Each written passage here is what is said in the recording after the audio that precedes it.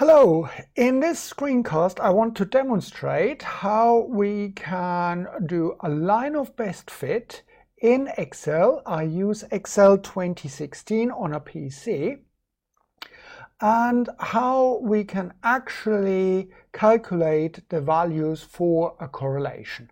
So what I've got here is I've got an X value and the corresponding Y value. And we assume that these two values are related to each other. So the X value, this would be the independent variable, and the Y value would be the dependent variable. And what we can do now is we first of all can look at the graph that these data set describe. So to do that, we just highlight the data set, we go to Insert, Charts, and we go for a scatter graph. So I'm not doing the axis because we know that down here we've got the x-axis and here we have got the y-axis. And these are basically our data points here. And in order to put in a line of best fit, we just simply right-click one of the data points here, brings up a new window, and here we go to Add Trend Line. So what Excel kindly does is it gives us here a line of best fit, and you can see the data are not perfectly located on this line, but it is sort of it shows the line of best fit. What we can do is we can ask Excel to display the equation on the chart. So that would be our equation.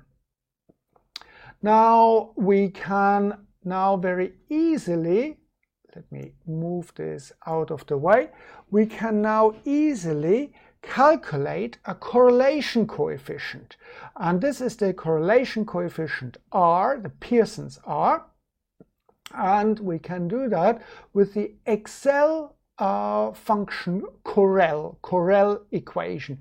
So it starts with, any equation in Excel starts with an equal sign, so equal correl, and here we've got the correlation coefficient. Just simply click on that, and it asks us for our data set for the x-axis, so the array 1. Just simply with the left mouse clicked, drag it down, and it also then we do that for the y-axis. So we do that. Let's not forget to close the parentheses, and we get our R value. So that is our Pearson's R value. And we have a 96% correlation here for the R value, which indicates it is a strong positive correlation. So the data are strongly positively correlated. Now, of course, we also want to find out whether this correlation actually is in any way statistically significant. So we would really say, we would ask the question, is there a statistic significance in this positive correlation? And for that, we need to calculate a p-value.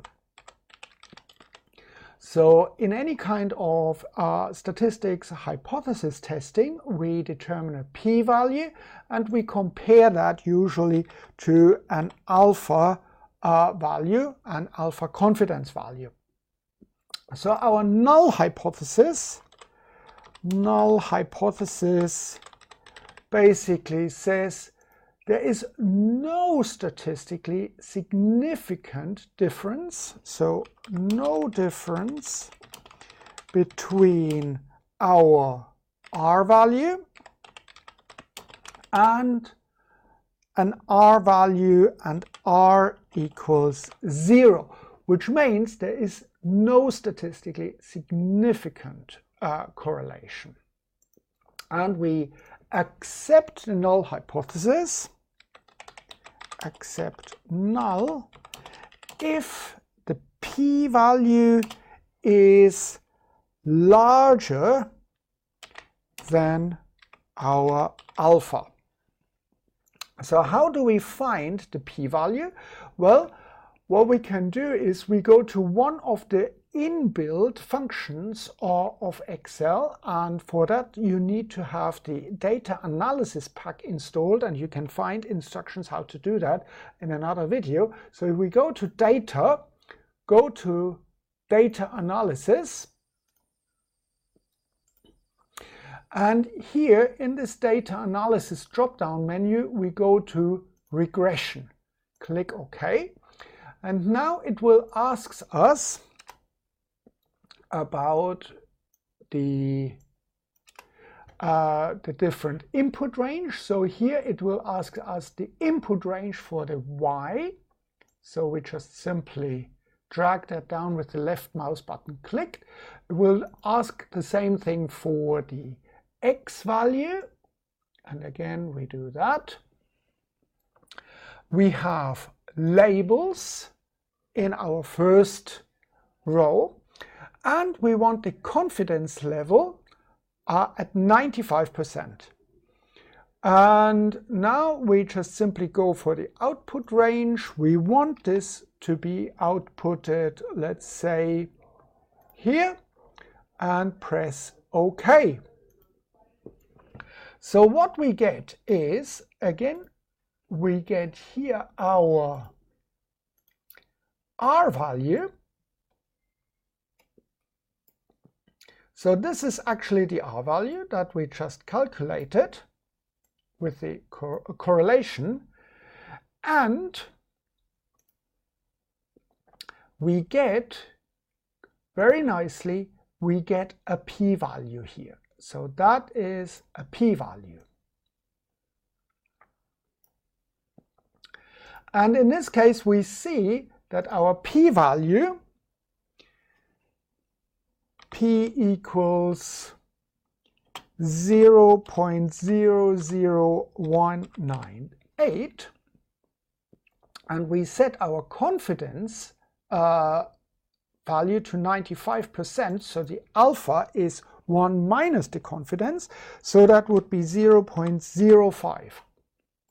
And we see that our p-value is smaller than our alpha, so therefore we reject the null hypothesis and we say we actually see a meaningful correlation, positive correlation, with an R value of 0.96 and a p-value of 0.00198. So I hope this makes sense, and thank you for watching.